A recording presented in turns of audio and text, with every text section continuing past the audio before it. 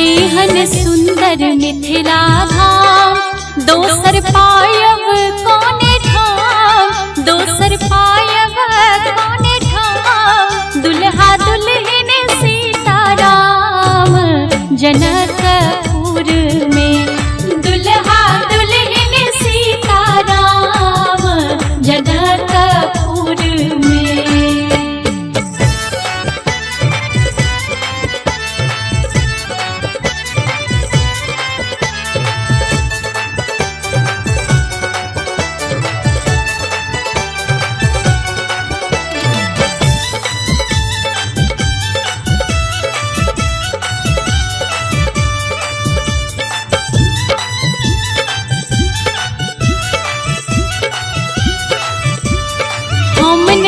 करबै ककरो आस, जखन मिथिला हमर वास, जखन मिथिला हमर वास।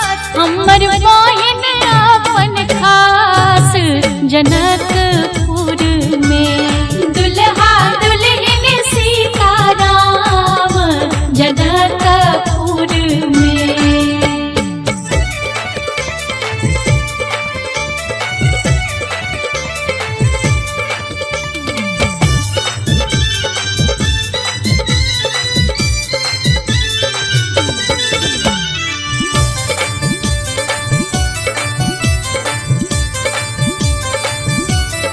बहिन सिया सुकुमार, धिया जाना का दुलार, धिया जाना का दुलार।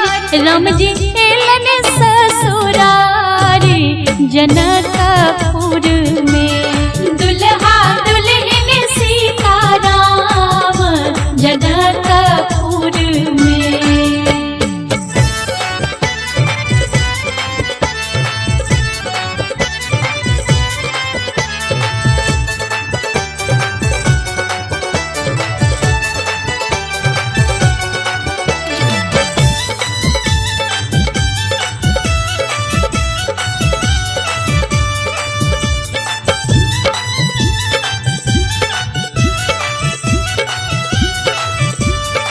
गंगा सागर स्नान, दर्शन करबै भगवान, दर्शन करबै भगवान।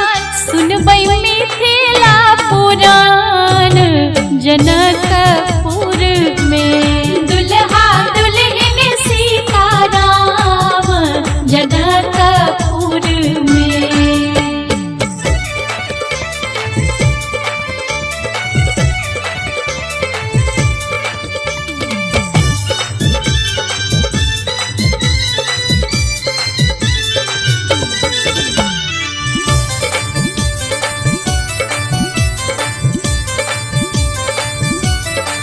आनंद लता बड़ भाग, पद गाओल अनुराग, पद गाओल अनुराग।